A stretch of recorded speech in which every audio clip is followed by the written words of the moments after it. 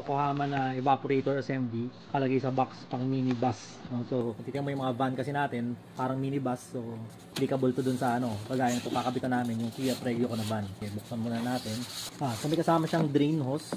Drain hose para doon sa yung pagtulo ng tubig sa gilid. Though yung kakabitan natin is may originally second evaporator dun sa gitna. Ayan, meron pa rin siyang kasama. Tapos universal bracket as yung T-splitter para pagsamahin yung dalawang drain. No? At both ends kasi meron isa dito. Tapos meron din dito sa kabila. Tapos ito yung switch, no, para sa thermostat. Electronic thermostat pala to. So, electronic thermostat siya. Nasa slide tapos ito yung speed. So, iniisip ko kung ito yung gagamitin or kung dati ang gagamitin. Pero kasi electric thermostat. Kung titingnan natin, kung meron namang ang original na thermostat is yung nandun sa originally yung sa pag may dual aircon kagaya ng Kia Prego. Ang thermostat, mechanical thermostat, nandun siya sa may evaporator sa harap. Kung titingnan mo, hindi natin kailangan mag-thermostat sa likod. So, pwede natin hindi gamitin to. Pati itong speed control ng fan is pwedeng hindi rin natin gamitin to. Bakit? Gagamitin natin yung original system kasi parang hindi nadagdag sa wiring to. So kung titingnan mo, pwede ko na lang ibenta ito. So bali yung Kia Prego ko, ibebenta ko na rin naman siya dahil natapos na namin yung Ford E150 Project Carabas ko, no. So ito na yung pinalit ko, tong Ford E150. So hindi na namin ginagamit yung Kia Prego ko. So pero kahit ibebenta ko na siya, is lalagyan pa rin namin siya nitong Yokohama na dual aircon kasi mas malakas to kaysa doon sa stock. Inilagay kami doon na evaporator na laminated pero pang kotse doon sa gilid namin nilagay. Ngayon, syempre nung gamit namin dati yon for nag-experiment kami kung anong magandang gawin. Kung sa amin ay okay lang pero pag may bumili na is hindi okay na hindi namin natapos yung mga ducting. Sa amin okay lang kahit di tapos yung ducting pero syempre pag yung may buyer na wala nang kaming time na na pagandahin yung ducting kasi madami kaming ginagawa sa shop. So, hindi na worth yung time. So natanggal ko ulit yung evaporator assembly na nilagay ko sa gilid kahit laminated pa yun dahil malakas din naman tong Yokohama evaporator based dun sa mga nababasa ko, mga feedback tungkol dito. Tingnan natin kung talagang okay siya. Papakita ko dito sa video na to kung ano yung mga conversions na gagawin sa Kia Prego para maikabit ito. So, ito yung resistor ng blower motor dun sa stock ng Kia Prego na blower para dun sa evaporator niya sa gitna. So, ang gagawin namin dito para simplified yung wiring, yung dating wiring pa rin ang gagamitin, no? So, kung yung dating wiring ang gagamitin, dapat itong resistor na ito ang pa rin ang gagamitin para mas madali. Ngayon, itong lahat ng wiring dito is tatanggalin na, pati itong tig-isang resistor dito dahil tingin ko naman, dahil mas maliit naman yung motor nito, okay lang mag-resistor na yung dating resistor para paganahin ng resistor na yun yung dalawang motor na yan. So, ito rin, hindi na magagamit. May thermostat pero hindi naman kailangan mag-thermostat dito sa likod. Okay lang to para sa mga aircon na independent, yung sa kanya lang sa likod. Tapos yung blower switch dito, hindi na rin para gamitin. First, ito yung side na, ito yung kabitan ng fittings para sa lines ng aircon is nandito siya sa side din na to, sa driver side. Doon din yung stock. So, tama-tama yung position niya. Hindi yata. Baliktad. Dito yung drain nandito yung drain. So, kung nandito yung drain, dapat siya yung nandito sa baba. At ito yung top part. Kung nandun yung top part, ito yung papunta sa, ito yung nabasa ng aircon, papunta yung doon sa likod ng kotse. So, hindi pabor yung posisyon ng itong fittings. Wala din butas dito sa bilang gilid para ibaliktad sana yung evaporator. So, problema tayo dito. Actually, pwede natin butasan yung kabila or maghahabakan na lang ng hose. So, tingnan muna natin. So, unahin muna natin tingnan is kung itong evaporator is kung itong blower resistor assembly is mapasok dito nang walang tinatamaan.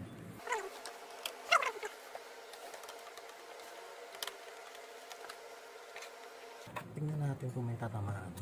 Pwede natin kasi laki ng butas sobra.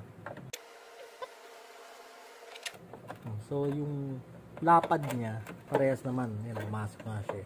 Kulang lang sa lapad. Tingnan mo, tatama hindi.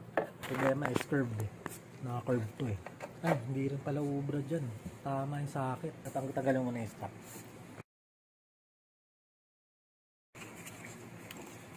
So, ito yung sa resistor. Ito yung positive.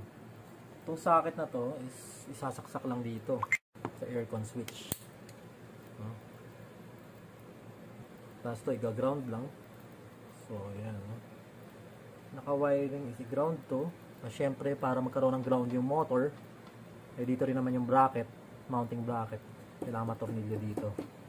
sa chassis ground para magkaroon ng negative from the chassis, from the body. Gagamitin natin ito dahil nga tatama ito. Pag nilagay natin dito, magsasakit pa paakyat. So, bababa ang mounting natin. Bababa yung mounting natin dun sa yung pagkakamount nito from dun sa ceiling, which is hindi maganda. Kung maaari, halos flat yan dun sa may bubong. Actually dun sa bracket. So, kung ilalagay natin to, ito, naisip ko ilagay dun sa may dun sa may dati niyang cover. Kasi itatry pa rin natin ilagay yung cover dati. So, para wala nang revision ng harness, mukhang ito ang gagamitin natin. From sa system wiring, para gumana ito, gaground mo lang naman, gaground to, standard. Ito yung natirang wire para i-integrate dun sa kotse, which is dalawa.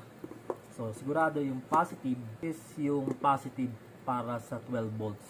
Pwede natin ito ikabit dun sa relay, check natin. Basta, importante ito yung pinaka 12 volts power niya. Ito tingin ko sa thermostat to eh. Diba? Green wire. So, kung green wire ito yung sa thermostat, which is hindi rin naman gagamitin itong thermostat. So, mangyayari, makakabit natin to pero walang purpose to. Bita nga lang natin to. Wala, talagang decided ako na para sa simplified na install, kakabit namin to na itong wiring pa rin ito ang gagamitin. Ngayon, baka magbawas kami dito sa haba nitong wire na to. Ngayon, dahil ang bala ko naman is itabi to sa maaabot ng driver. Yung tipong kakapain mo lang sa taas sa ulunan mo, makakapag-off on ka na ng aircon. So, pwedeng pa-clean lang namin to para wala na ganong voltage drop. Siyempre, humahaba yung wire is nagkakaroon ng voltage drop. So, para mas malakas yung motor. Pero pahuli na natin yun, pa-clean, madali na yan. Basta ito sa thermostat to, hindi natin gagamitin. Ito lang, talagyan lang ng positive line. Yun. Ito lang ang pinakaano natin. So, ito na nga lang, yung original wiring system gagamitin natin. So, yung sinasabi ko na ito yung wire ng negative ng motor. Ito rin. So, ito yung ma-mount mo. Bali, ito ang mount niya. Isang mounting tab dito para stable siya. Tsaka dito, kaliwat kanan. Tapos sa gilid, ayun. At ganun din sa kabilang gilid. Ayun. Baliktarin kaya natin yung evaporator. Butasan lang natin ito eh. O, wala gano'n. Parehas ba? Hindi. Kunin mo caliper, kailangan ko rin ng caliper. Tapos yung harapan nito, mas maganda kaysa doon sa split type. Sa slim type. So ayan no. Sa slim type, 4 lang yung labasan ng aircon. Mayroon tayong makikita sa Lazada na slim type na ganito. Iniisip ko naman, bakit natin gagawing slim kung baka magkaroon ng reduced performance sa aircon, no? So, tsaka to, 5 yung labasan ng aircon. Ayan o, 1, 2, 3, 4, 5. Dun sa slim type na Yokohama evaporator, 4 lang siya. So may advantage pa rin tong non-slim type. So, tsaka ito, ang maganda dito kaysa doon sa stock ng Kia Prego, ito natutodo ng kaliwat kanan. Ayan. Ito rin, natutodo ng kaliwat kanan. Ito rin. Ito rin.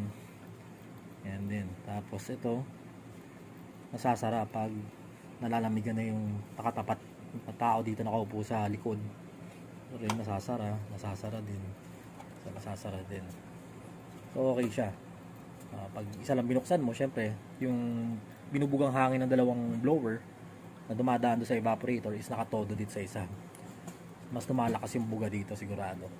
Though, syempre, yung flow path pupunta dito. Tingnan natin ang effect pag naikabit na ito. So, sukatin mo ulit. So, sinukat natin itong distansya nito papunta dito. Ayan. 37. Sige, sukatin mo sa kabila. Parehas lang dito. 37. So, since parehas 37, at itong drain kasi, hindi pwedeng pumunta to sa taas. Kailangan siya, ito yung bottom natin, yung pinakababa. Kung ito yung pinakababa, ito yung pinakalikod, ito ang nasa driver side. Lahat ng linya ng evaporator, ng stock, na pang dual aircon ng Kia Prego, nasa left, nasa driver side. Mas pabor kung mapunta dito yung dalawang linya natin, which is nandito sa kabila. So, tatry namin baliktarin. Kaso pag binaliktad natin to, hindi, ganun pa rin. Dito pa rin ang side na yun. I-rotate lang to, no? Pag ganito. Diba? Kaya naman eh. Sige, buksan nga natin. So, testing natin yung cover ng stock ng second evaporator ng Kia Prego. Sige. Malalaman natin. Kung titignan mo, mas maikli naman talaga to eh. So, tingnan natin. So, yan, no? Titignan mo, malaki. Tingnan natin kung saan mapupunta yung cutting niya. So, syempre, para maganda pa rin tingnan kung maaari, maibalik natin tong cover na to. Sa bagay, hindi pa nakamount, no? So, ang mangyayari, magkakaroon tayo ng cut dito eh. Tsaka yung likod, kailangan makahinga yung yung blower. Pagdating dito, tingnan na lang natin kung ano mangyayari. So, definitely, itatry namin ibalik to. Tapos yung blower switch na yun, pwede natin ilagay dito. Since wala nang laman to dito, dahil wala na naman yung dating stock na evaporator, yan, pwede natin butas to dito. So, ganun naman gagawin natin. So, first step is kailangan i-mount muna to sa ceiling. So, subukan na natin baliktarin yung evaporator.